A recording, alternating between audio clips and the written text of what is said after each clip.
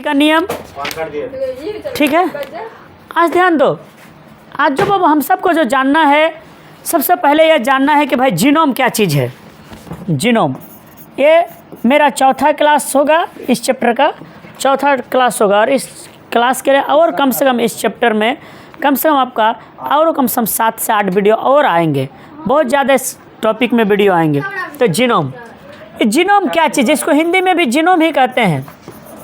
Genome, ध्यान दो, genome, genome में क्या चीज़ होता है भाई, तो किसी भी जीव के गुणसूत्रों के अनगुणित सेट को जीनोम कहते हैं। किसी भी जीव के, किसी भी जीव के, किसी भी, चाहे आदमी हो, जानवर हो, पेड़ पौधा हो, कुछ भी हो, किसी भी जीव के, किसी भी जीव में गुणसूत्रों के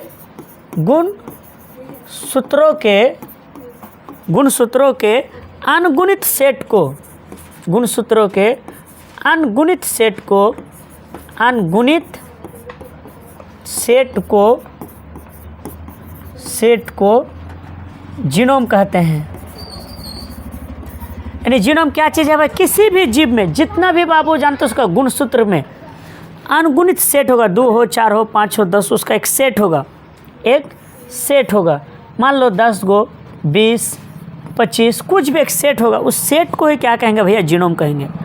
किसका सेट होगा, तो सेट होगा बाबू गुणसूत्र का, मतलब क्रोमोसोम का, CHROMOSOME, यानी क्रोमोसोम का जितना सेट होगा उस सेट को ही हम लोग कहेंगे क्या भैया आपका, उसको हम लोग कहेंगे क्या जी, जीनोम कहेंगे। ठीक है जी। यदि मान लो जीनोम जीव का अनगुणित अवस्था में पाए जाने वाले गुणसूत्रों की संख्या को क्या करेगा, दर्शाएगा।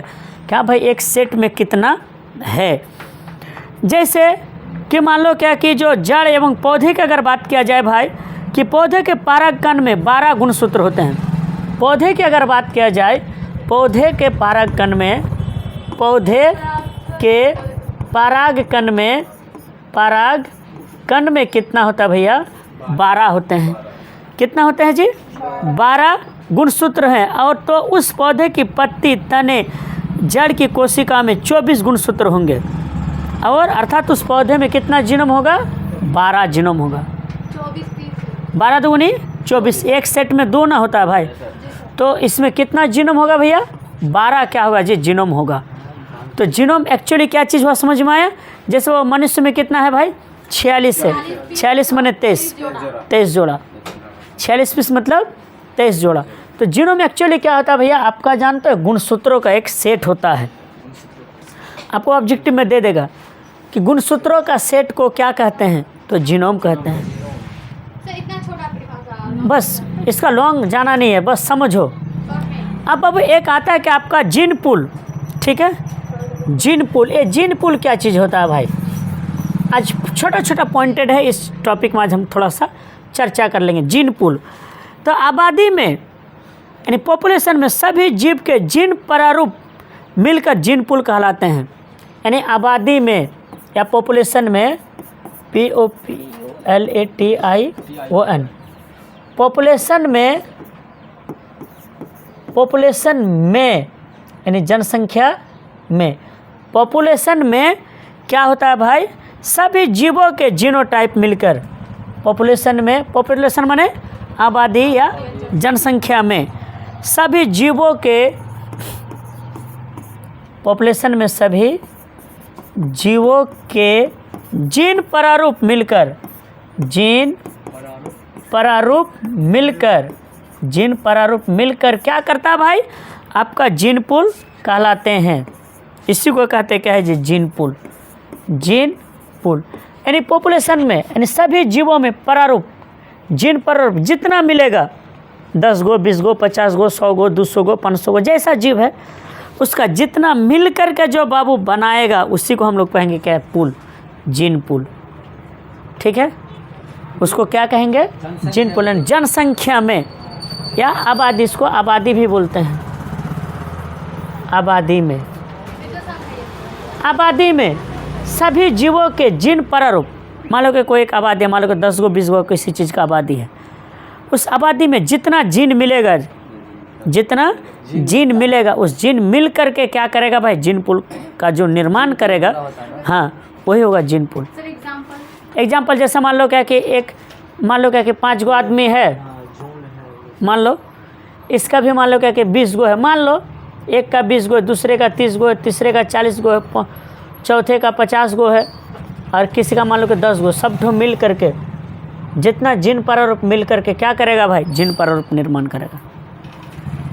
टोटल मिलने के बाद जैसे बहुत सारा बाबू जब बीमारी होता है ना, जो खानदानी होता है ना जी, जैसे बाबू चमकी का बीमारी, किसी एक खानदानी बीमारी होता है, जैसे दामा का, ये भी बाबू बीमारी, तो सबका बाबू जानते हो, तब ऐसा कंडीशन में जीन पूल उन लोगों का चेक किया जाता है कि जड़ आया कहाँ से, जिसका वंशागत मतलब जो कि बीमारी है, जो परंपरा के रूप से आते रहता है, चलते आ रहा है, उन बीमारी के लिए। ठीक है, अब आता है बाबू क्या कि मेंडल के एक संकरण तथा द्विसंकरण के पश्चात मेंडल ने आनुवंशिकता का नियम दिया। मेंडल ने बाबू कौन कौन सा वंशागति के नियम में से सबसे जो बाबू आज जो हम सब जो पढ़ाएंगे प्रभावती का नियम, आखिर मेंडल ने कौन कौन सा नियम दिया था।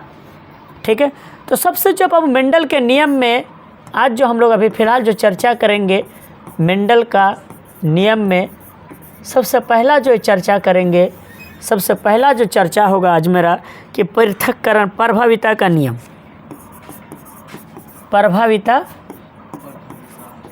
का नियम, ये नियम क्या कहता है सुनो।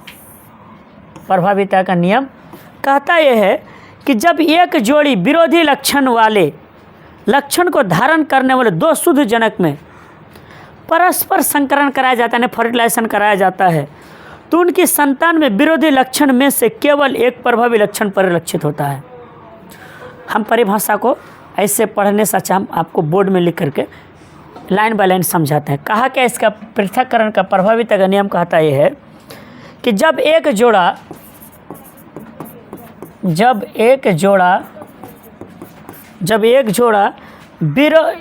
विरोधी लक्षणों को, जब एक जोड़ा विरोधी लक्षणों को छोड़ दो, जब एक जोड़ा विरोधी लक्षणों को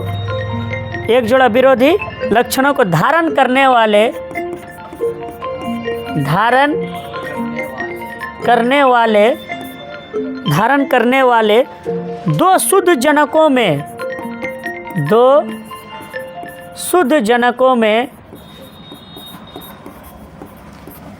वाले 2 शुद्ध जनकों में परस्पर संकरण कराया जाता है। परस्पर संकरण कराया जाता है तो उनकी संतानों में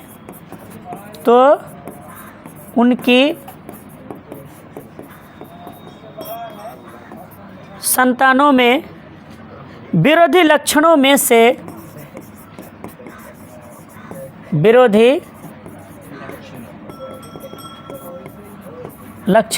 से केवल एक प्रभावी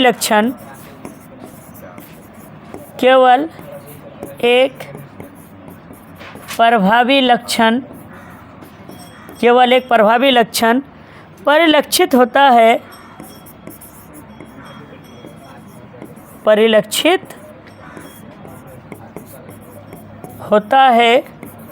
तथा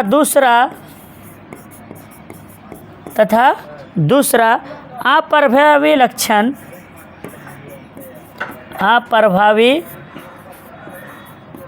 लक्षण व्यक्त नहीं हो पाता है,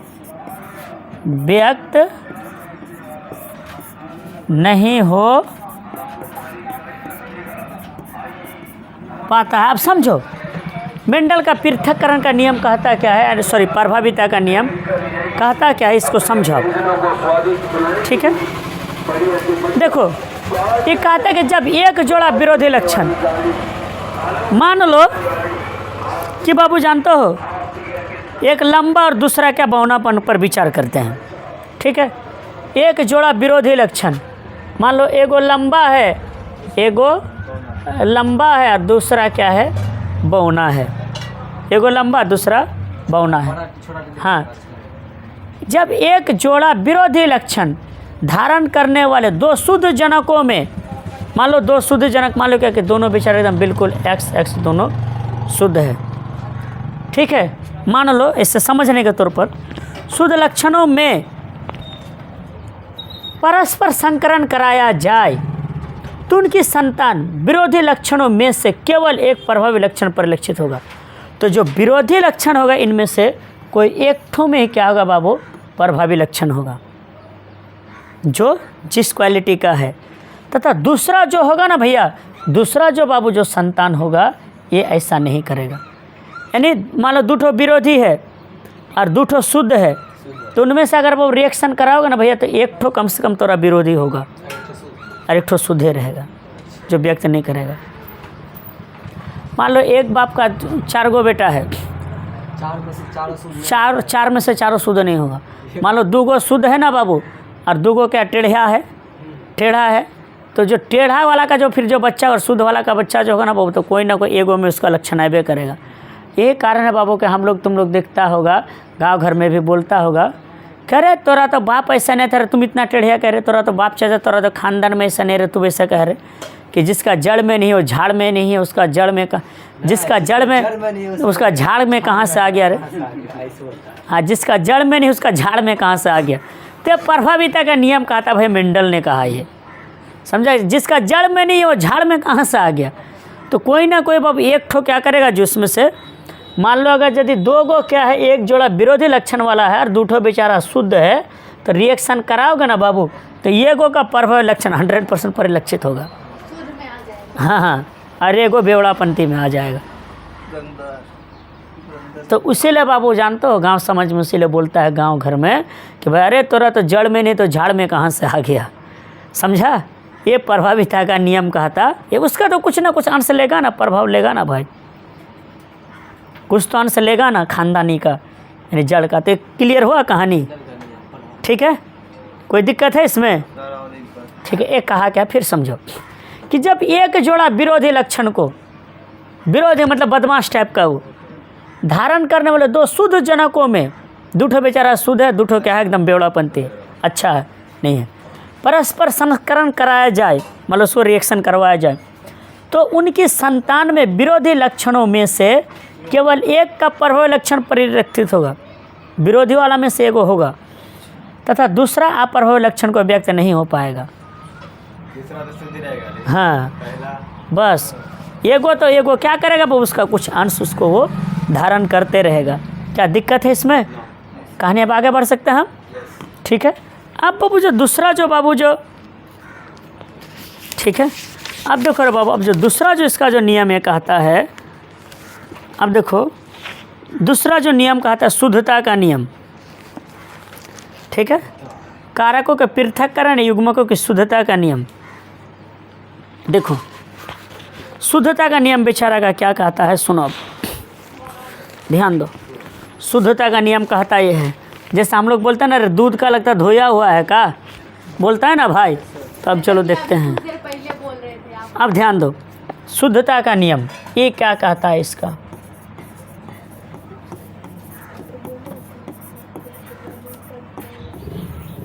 ध्यान दो, शुद्धता का नियम कहता ये है कि भाई देखो लक्षण कारकों में प्रत्येक सजातीय जोड़ों में, ठीक है, प्रत्येक सजातीय जोड़े में, प्रत्येक सजातीय जोड़े में, ठीक है, जोड़े के दोनों कारक युग्मक बनाते समय पृथक हो जाते हैं।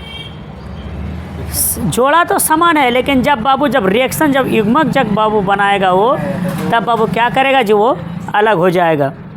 और इनमें से केवल एक सदस्य कारक ही किसी एक युग्मक में पहुंचता है। यानी कहने का मतलब ये हुआ बाबू कि जब परस्पर विरोधी शुद्ध आनुवंशिक लक्षण वाले पौधे के बीच संकरण कराया जाए तो प्रथम पीढ़ी में केवल एक प्रभावी लक्षण प्रकट होगा तथा दूसरी पीढ़ी में फिर एक विपरीत लक्षण का एक निश्चित अनुपात में पृथक्करण हो जाएगा। यानी पहला वाला तो बाबू क्या करेगा, बिल्कुल क्या करेगा बाबू, एकदम तो पहला वाला प्रभावी लक्षण को प्रकट करेगा, उसके बाद वाला जो जनरेशन आएगा फिर बाबू वो हाँ विपरीत लक्षण का एक निश्चित अनुपात में अलग होने लगेगा। वो तो नहीं समझा? ठीक है, ये देखो सुनो, देखो कहता क्या कि जब परस्पर विरोधी शुद्ध आनुवंशिक लक्षण वाले, जब परस्पर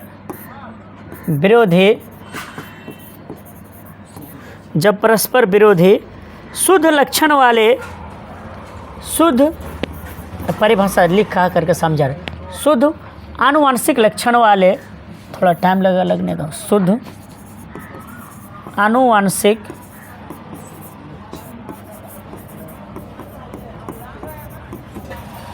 आनुवंशिक लक्षण वाले पौधों के बीच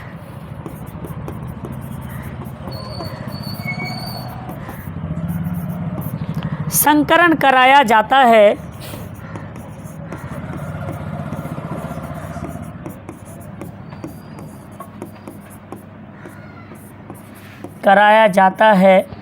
ध्यान दो। जब मेंडल के शुद्धता का नियम कहता है कि अब हम लोग इस पर ध्यान देंगे थोड़ा सा। मेंडल का शुद्धता का नियम कहता यह है कि जब परस्पर विरोधी शुद्ध लक्षण वाले पौधों के बीच, जब परस्पर विरोधी शुद्ध लक्षण, शुद्ध एकदम अशुद्ध नहीं, शुद्ध लक्षण वाले पौधों के बीच संकरण कराया जाए, एकदम बिल्कुल प्योर पौधों के बीच हाइब्रिडाइजेशन कराया जाए, तो प्रथम पीढ़ी में केवल प्रभावी लक्षण प्रकट होगा। पहला पीढ़ी में केवल क्या होगा? प्रभावी माने जैसे लाल है तो लाले होगा, लाल और सफ़ेद से रिएक्शन करे तो लाले होगा, सफ़ेद नहीं होगा। लेकिन दूसरी पीढ़ी के संतानों में विपरीत लक्षण का एक निश्चित अनुपात में पृथक्करण हो जाएगा, यानी अलग अलग हो जाएगा।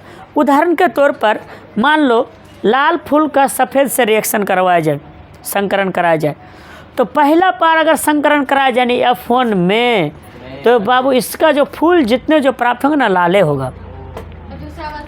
लेकिन अगर दूसरा बार अगर यदि संकरण कराया जाए तो लाल और सफ़ेद दोनों होगा, और दोनों क्या होगा?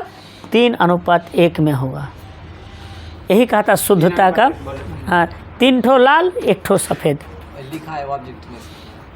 समझा? कहा क्या? शुद्धता का नियम कहता है कि जब परस्पर विरोधी लक्षण, परस्पर विरोधी शुद्ध लक्षण वाले, विरोधी में भी है लेकिन शुद्ध लक्षण वाले भी हैं, जब परस्पर विरोधी शुद्ध लक्षण, कैसा लक्षण?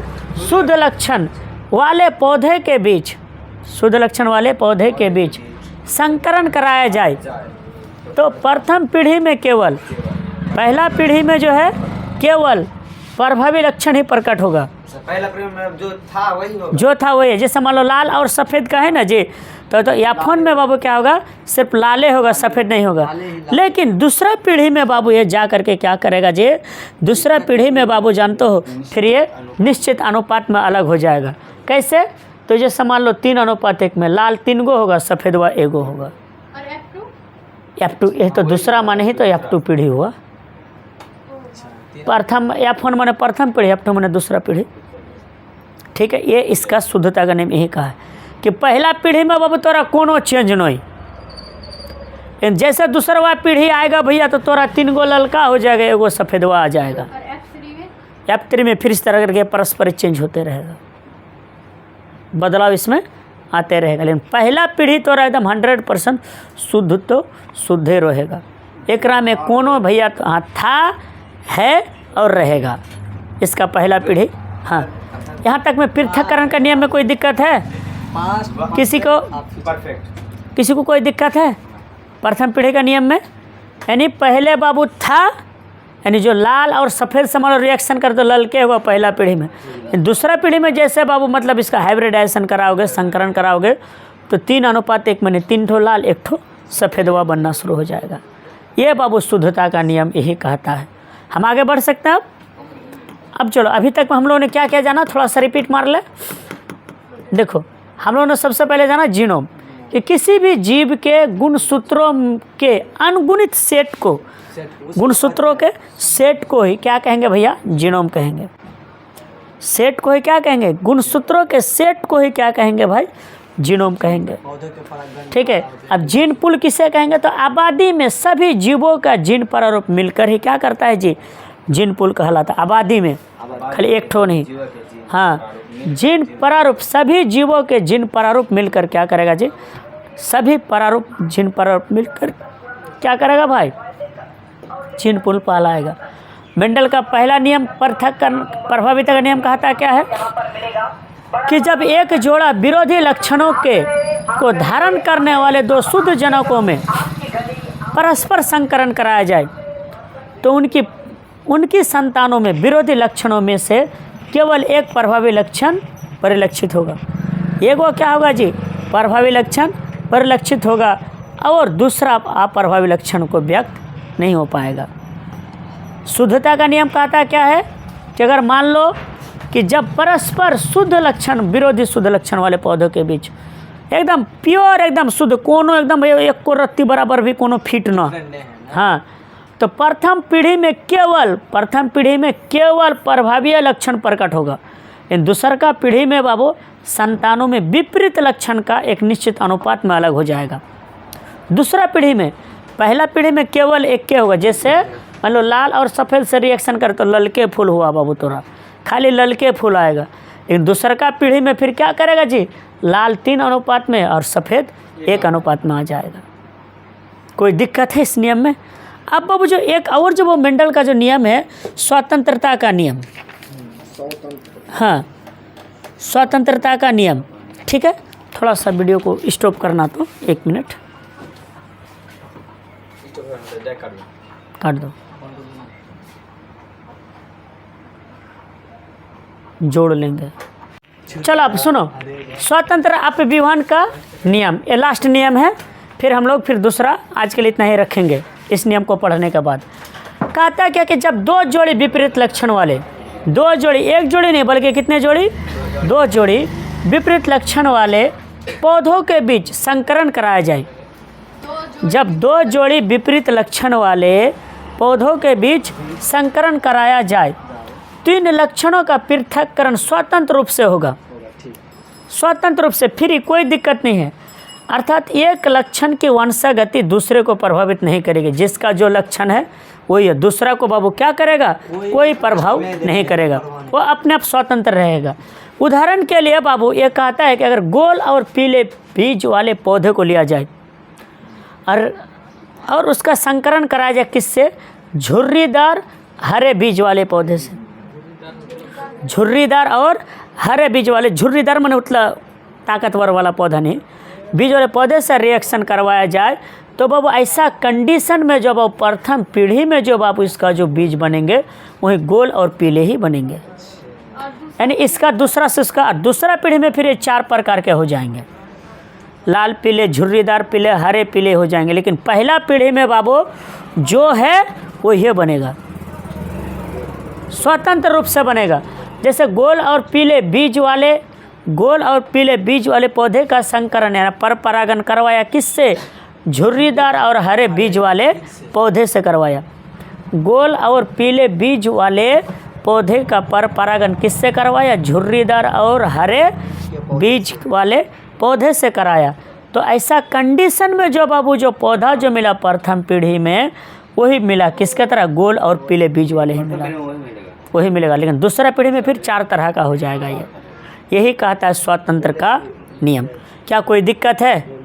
कोई दिक्कत है? आज के लिए इतना ही रहने देते हैं। मेरा पादप वाला टॉपिक क्या हुआ, ख़त्म। अच्छा, और एक बार फिर समझो इसका कहना क्या है बाबू। देखो कि जब 2 जोड़ी विपरीत लक्षण वाले, जैसे गोल और पीला उदाहरण के लिए लक्षण वाले पौधे के बीच संकरण कराया गया, 3 लक्षणों का पृथक्करण स्वतंत्र रूप से होगा, मन अलग अलग होगा भाई। इसका जो पृथक्करण होगा, बंटवारा क्या होगा, अलग अलग होगा। अर्थात एक लक्षण की वंशागति दूसरे को प्रभावित क्या करेगा, नहीं करेगा। हाँ, दूसरा से उसका कोई मतलब नहीं है। उदाहरण के लिए बाबू जैसे मान लो कि गोल और पीले बीज वाले पौधे का चयन किया, पर परागण करवाया किससे, झुर्रीदार और हरे बीज वाले पौधे से। तो इससे जो प्रथम पीढ़ी का जो पौधे जो मिला ना रे बाबू, वही मिला, गोल और पीला वाला ही मिला। ठीक है। लेकिन दूसरा पीढ़ी में जाकर के फिर कितने तरह का हो जाता है ये 4 तरह का हो जाता है। क्या कोई दिक्कत है? 4 तरह का कौन-कौन? हाँ, हरा पीला, लाल पीला, हरा झुर्रीदार, इस तरह का। कोई दिक्कत है? ये पादप वाला मेरा टॉपिक समाप्त हुआ। फिर हम अब जंतु वाला टॉपिक नेक्स्ट वीडियो में, जंतु वाला टॉपिक के लिए आपका 5 से 6 वीडियो आएंगे। अगर चैनल को अच्छा लगे तो सब्सक्राइब कर लें।